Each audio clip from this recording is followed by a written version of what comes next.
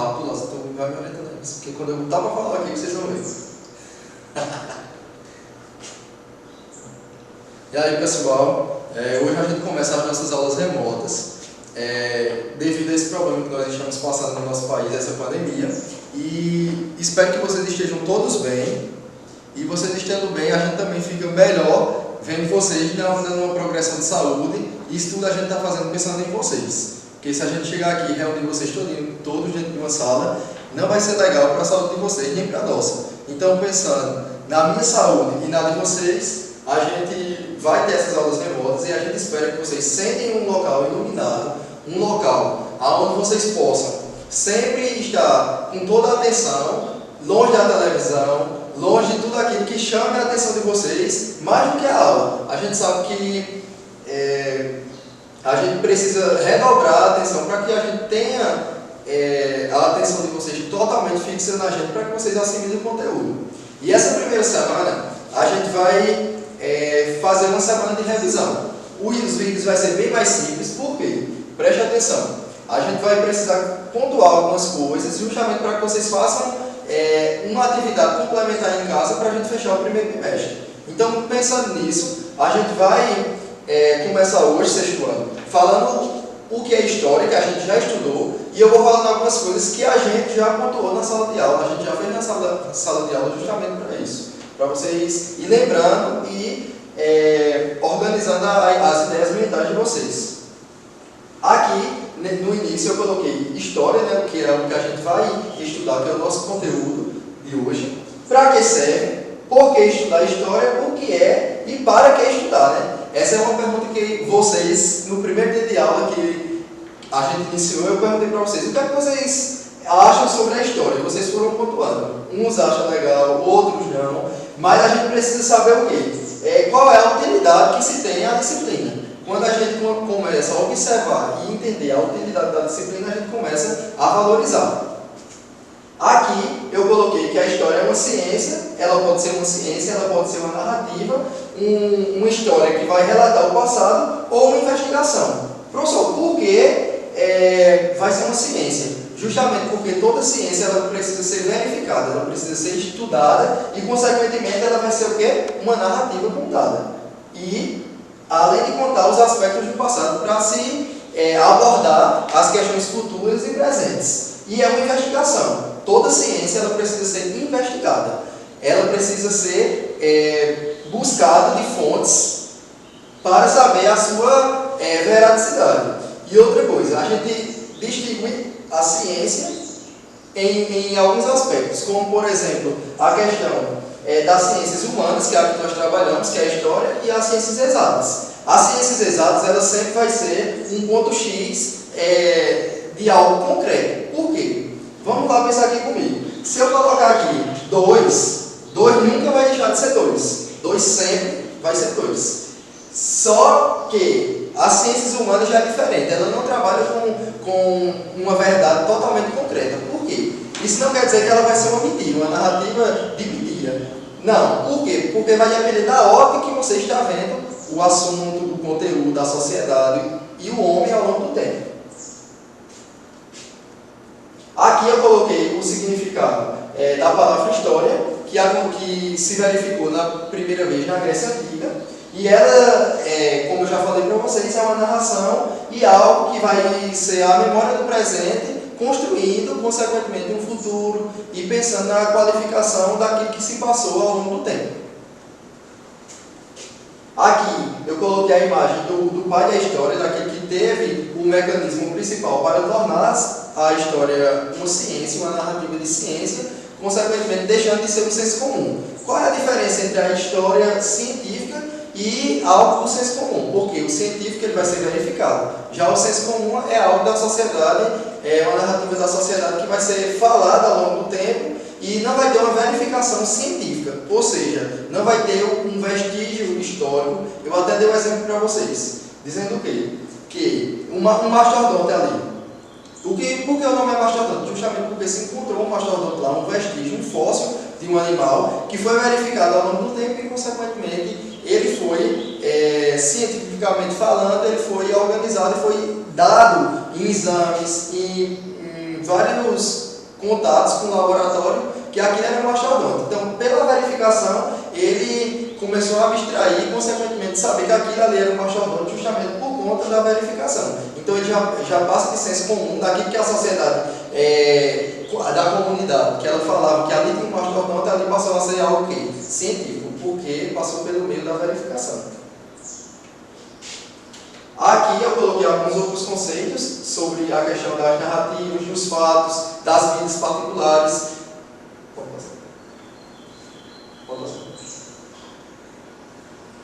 Aqui eu coloquei, então, a história é o quê? Um processo dinâmico, estuda a ação do homem ao longo do tempo, um estudo do passado, a ciência do homem ao longo do tempo e a narrativa dos fatos. Aí a gente vai verificar o que aqui? Que o homem, com o passar do tempo, ele deixou vestígios na sociedade, na comunidade, e, consequentemente, eles foram verificados pelo homem ao longo do tempo e, consequentemente, virou uma ciência e um ponto que a gente vai perceber que a história ela pode ser dividida nas fontes escritas ou nas fontes orais. Aqui, de acordo com o francês Marx Blog, ele vai dizer que a história é a ciência que estuda o homem ao longo do tempo. E aqui eu coloquei o mesmo conceito que vai falar que a história vai ser aquela ciência que verifica o homem, verifica não só a questão do homem, mas a humanidade de uma forma geral. E aqui eu coloquei o objetivo de estudar a história, é resgatar os aspectos culturais de um determinado povo ou região para o entendimento do processo de desenvolvimento. Se a gente for parar aqui para pensar, vamos imaginar aqui comigo, se a gente for olhar as vestimentas das pessoas de 20 anos atrás, a gente pode verificar aquilo ali e a gente achar até bizarro, engraçado, né? Mas para aquelas pessoas que viveram naquela época, para eles era algo comum, era algo que estava na moda. Daqui a 30, 40 anos, as pessoas podem ver as nossas fotos, que pode ser visto como um registro histórico, e rir da gente, dizer, caramba, olha como Túlio vestia, olha como Lázaro se vestia, olha como Valquíria se vestia. Justamente por quê? Porque é algo que ultrapassou, que já está ultrapassado, mas para a pessoa que estava vivendo naquele momento. Para quem estava naquele momento era algo o quê? Da moda, algo daquela sociedade. Por isso que ele vai dizer o quê? Que é um processo de desenvolvimento ao longo do tempo. Mas não deixa de ser algo atual, é sempre algo atualizado. Aqui eu coloquei essa imagem justamente para que a gente pensasse um pouco sobre, por exemplo, os indígenas. Hoje, se a gente for ali na Baía da Traição, por exemplo, e a gente verificar os índios, a gente vai dizer, caramba, mas é muito diferente os indígenas de hoje para esses indígenas aqui. Porque os indígenas de hoje, eles têm os aspectos tecnológicos, já chegaram nas suas aldeias, e várias outras coisas, vestimentas, várias outras coisas, eles se utilizam lá, hoje na nova aldeia. Mas eles deixam de ser índio? Não. Por que eles não deixam de ser índio? Porque é uma característica deles, é uma questão racial, é uma questão predominante da sua vida, é a questão de ser indígena. Ele não vai deixar de ser indígena por conta das tecnologias, ou seja, com o desenvolvimento do mundo, consequentemente o homem ele vai passando pelas essas transformações e nitidamente vai chegando ao seu ponto-chave. Aqui eu coloquei, a história tem um auxílio de outras ciências, ou seja, a história ela não funciona sozinha. Ela precisa de outras ciências para que ela possa ter andamento e ela conseguir colher as suas informações. Porque não é simples a gente fazer história. Às vezes a gente pensa assim, fazer história é muito simples, mas ela precisa ter uma verificação, ela precisa ter essa verificação e essa verificação ela precisa ser eficaz. Como assim eficaz? Ela precisa ter nessa investigação uma veracidade. Aí quando você diz assim, professor, mas o senhor disse que vai ter vários pontos que precisam ser verificados para saber se aquilo é realmente algo concreto. Mas toda ciência ela vai precisar de quê? Preste atenção aqui comigo. Ela vai precisar de algo que se tenha um ponto concreto. Em que sentido? No sentido de pegar, de conhecer, de ver, para que ela possa realmente ter esse apoio dessas outras ciências. Que cada uma tem vamos dizer assim, uma ajuda para chegar à história. Por exemplo, a paleontologia. Ela estuda o quê? Os fósseis. Como assim estuda os fósseis? Ela vai verificar os fósseis dos animais para que ela possa se tornar algo histórico. E outras questões que vai verificar a escrita, que vai verificar os materiais antigos e também a relação do homem com a ciência. Aqui eu coloquei quem é que é responsável por criar essas histórias. É a função do historiador. O historiador ele serve para quê? Para interpretar os fatos históricos, analisar os registros que foram deixados, buscar vestígios que possam fornecer informações e investigações. Olha aqui o que é importante. Informações e investigações. Investigar o fato. E estuda os documentos e as fontes históricas deixadas pela sociedade ao longo do tempo. Aqui eu coloquei o fato histórico é estudado através dos vestígios, como eu falei para vocês, os documentos, e os historiadores eles vão usar o quê? Fontes e informações para construir a sucessão do processo histórico, ou seja, o processo de conhecimento. E as fontes são documentos, registros, vestígios, marcas e presença do homem ao longo do tempo. E é importante saber que as fontes históricas elas são construídas por elementos que o homem deixou ao longo do tempo pelo passado, como monumentos, templos, igrejas, pinturas, esculturas. A gente até fez um trabalho com isso aqui, em relação a isso. O que é que a gente fez na parte prática? Vocês trouxeram as pedras de vocês e a gente fez o quê? As pinturas rupestres, que eram aquelas marcas que foram deixadas pela sociedade ao longo do tempo. Então aqui, as fontes elas podem ser escritas, como eu já falei para vocês, como ela pode ser oral. Fontes escritas ela vai ser o quê? Documentos oficiais, contratos, registro. O registro de vocês de nascimento ela pode ser considerada uma fonte escrita. Músicas, publicações no Instagram, ela pode ser considerada também uma fonte histórica. E também vamos ter as orais. Inclusive aqui, nas orais, ela vai ser entrevista, relatos, contos, lendas. Nessa parte aqui dos relatos, só para vocês lembrarem, o que é que a gente fez também na sala de aula? Vocês relataram sobre a vida de vocês, sobre a trajetória de vocês ao longo do tempo. Então vocês fizeram o quê? Uma fonte oral. E essa fonte oral ela é pesquisada por quê? Pela questão, a própria palavra já vai dizer, pela oralidade. Vocês chegaram para usar a voz de vocês e foram perguntando, vó, quem era sua mãe? Ela foi dizendo e vocês foram fazendo até uma árvore genealógica representando esse relato oral. Vou passar.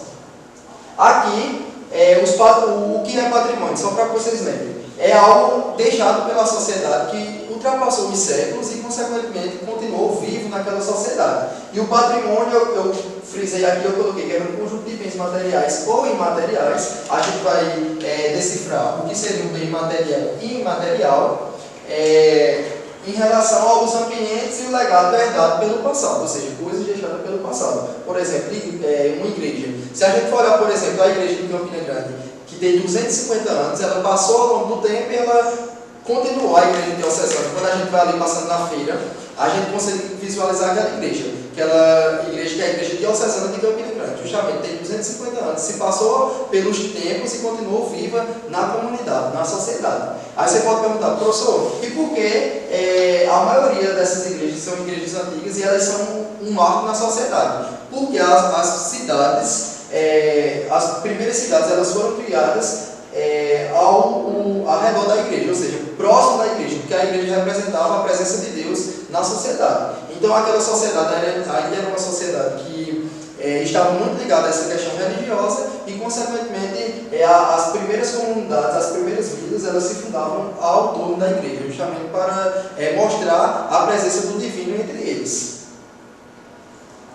Aqui a gente vai ter o patrimônio material, que vai ser aquilo que a gente consegue visivelmente pegar. Por exemplo, a gente vai numa igreja, a gente consegue tocar na igreja, a gente consegue sentir a presença daquela igreja, justamente porque ele vai ser algo concreto na vida humana. E ele vai fornecer informações ao longo do tempo. O exemplo que eu dei agora é da igreja aqui da nossa cidade, de Campina Grande. E ela é uma cultura material que aborda objetos que passaram ao longo do tempo e podem ser chamados de artefatos. Aqui vai ser o patrimônio imaterial. O patrimônio imaterial é aquilo que a gente não consegue pegar. Por exemplo, uma dança, a gente está ali no Parque do Povo. O Parque do Povo ele pode ser considerado um patrimônio material. Mas as coisas que acontecem lá no Parque do Povo, como as danças culturais, elas são o quê? Patrimônio imaterial, que é aquilo que eu não posso pegar, mas que eu posso, consequentemente, saber que ali existe uma cultura, existe saberes, existe conhecimentos ali dentro daquilo ali. Por exemplo, uma celebração em uma igreja. Ali a gente não pode pegar na celebração, mas a gente pode o quê? Sentir a presença do conhecimento, a presença do homem ao longo do tempo, nesse patrimônio imaterial. E aqui, só para vocês se organizarem, eu fiz um E qual é a utilidade desse guia de estudo, professor? Vai ser justamente vocês verem algumas coisas que estavam aqui no slide e, consequentemente, vocês realizar as atividades que estão na página posterior. Pessoal, a gente finaliza hoje. Prestem atenção, qualquer dúvida que vocês tiverem, aqui no próprio guia de estudo vai ter algumas diretrizes que vocês podem procurar. Tanto que procurar, a gente vai fazer um grupo no WhatsApp para que vocês possam tirar as dúvidas que vocês tiverem ao longo do processo da realização da atividade. Vocês podem procurar a gente e a gente está morrendo de saudade de vocês. Está doido para ter aula, realmente aquela aula física que vocês vêm para a escola e a gente tem esse contato. Mas enquanto a gente não consegue ter esse contato de vocês virem para a escola, a gente pede que vocês fiquem em casa, usem máscara, usem álcool gel, assim que vocês forem a algum local, tenham cuidado onde vocês estiverem indo e não fiquem em lugar aglomerado. Isso é o pedido que a gente faz hoje a vocês. A gente está fazendo esse esforço porque inicialmente não está sendo fácil nem para a gente que está aplicando essas aulas, nem para vocês que estão aí do outro lado da telinha visualizando essas aulas. Então a gente pede o esforço de vocês, que a gente está fazendo a nossa parte e a gente pede que vocês também façam a de vocês. Às vezes a gente pensa assim, essa pandemia veio para acabar o mundo. Eu já escutei muita gente dizendo isso. Claro que tem a sua parcela de contribuição para a sociedade, entretanto, isso não é a primeira pandemia, nem será a última, porque ao longo da história dos conhecimentos científicos já tivemos várias outras e a sociedade conseguiu passar. E não será diferente dessa, que a gente vai conseguir também passar, enfrentar esse momento e a gente tem que tirar de todas essas coisas algo positivo. A gente precisa pensar assim, a gente não está reunido, mas a gente está unido, porque já teve um laço que foi criado entre nós. Então fiquem em casa e eu conto com a atenção de vocês para essas atividades. Um abraço e um cheiro.